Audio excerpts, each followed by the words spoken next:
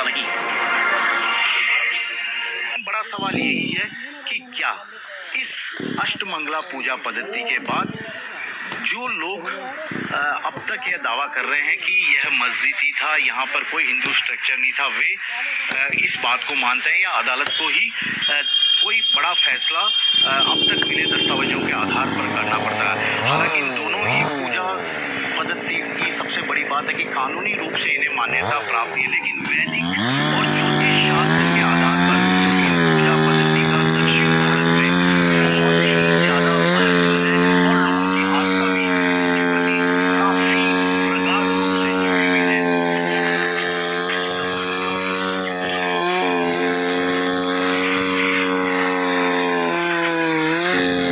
हुई है।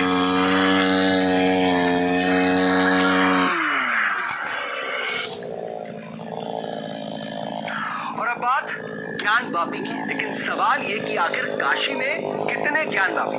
दरअसल वाराणसी के ज्ञानवापी मस्जिद का मुद्दा अभी शांत भी नहीं हुआ है कि एक और मस्जिद पर मंदिर होने का दावा ठोक दिया गया। काशी की एक और मस्जिद विवादों के घेरे में आ गई। दावा है कि मुगल शासक औरंगजेब ने यह मस्जिद मंदिर तोड़कर बनवाई थी। और इस नए दावे के बाद एक सवाल यही उठता है कि आखिर काशी में कितने ज्ञानवापी हैं। हमारे इस खास रिपोर्ट में देखिए कि अब काशी के किस मस्जिद पर मंदिर होने का दावा किया जा रहा है।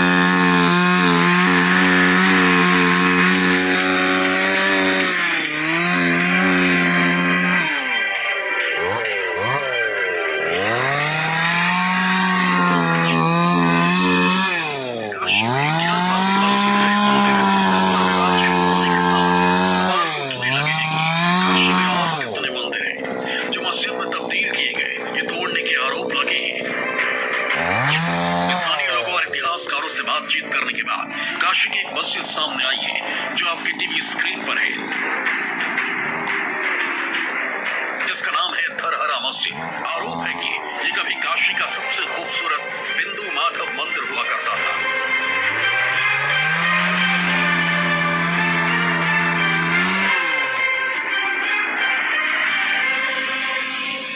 देश में अगर सबसे ज्यादा चर्चा किसी मसले पर हो रही है तो वो वाराणसी के ज्ञानव्यापी मामले को लेकर हो रही है।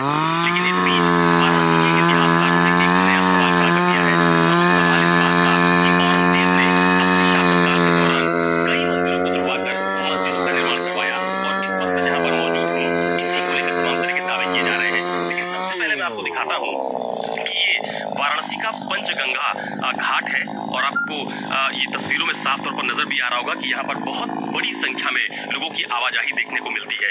लेकिन अब वाराणसी के जो इतिहासकार हैं उनकी तरफ से ये दावा किया जा रहा है कि औरंगजेब ने अपने शासनकाल के दौरान पंचगंगा घाट के किनारे पर बने हुए बिंदु माधव मंदिर को तोड़कर यहाँ पर धरहरा मस्जिद का निर्माण करवाया। पंचघाट की तर्ज आज की धरहरा मस्जिद 353 साल पहले यह सच में बिंदु माधव मंदिर था। दावा किया जाता है कि औरंगजेब ने बिंदु माधव मंदिर को तोड़कर उसे धरहरा मस्जिद का नाम दे दिया। मैं जहाँ पर मौजूद हूँ ये दरअसल वही धरहरा मस्जिद है। मैं अपने कैमरा सहयोगी सचिन से कहूँगा कि पहले आपको इस मस्जिद की तस्वीर दिखाएं। दरअसल अगर आप इसकी नक्काशी को देखें, इसके प्रारूप को देखें तो ये काफी पुरानी बिल्डिंग नजर आती है और कई वर्षों से यहाँ पर नमाज भी अदा की जा रही है।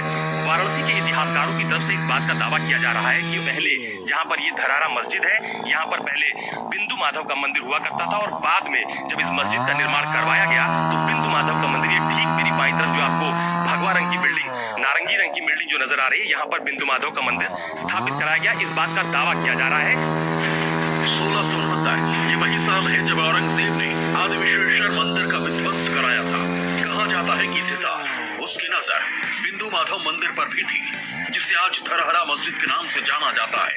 मंदिर के भीतर के तमाम चीजें और इसकी नक्काशी भी आपको दिखाएंगे, लेकिन उससे पहले बिंदु माधव मंदिर के प्रधान अर्चक को सुन लीजिए। जिस समय वर्तमान में यहाँ मस्जिद है जिसको आलमगीर मस्जिद कहते हैं और माधवराव धरहरा भी कहते हैं, तो ये 1669 में इसको औरंगजेब ने तोड़ दिया। 1672 में यह मंदिर बना।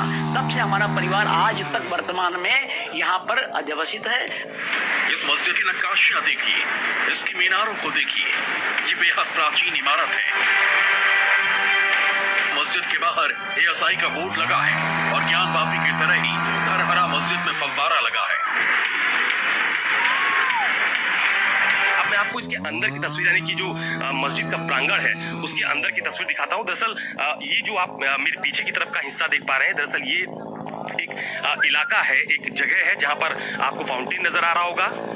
बड़ी आप कह सकते हैं कि यहाँ पर पानी भी भरा हुआ है और इसके ठीक पीछे एक विशाल काय बड़ी मस्जिद आपको तस्वीरों में नजर आ रही होगी।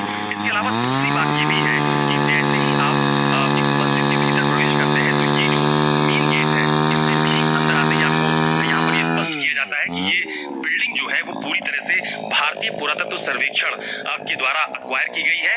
धरहरा मस्जिद यहाँ पर साफ तौर पर नजर आ रहा है और ये कहा जाता है कि जुम्मे के दिन यहाँ पर बड़ी संख्या में लोग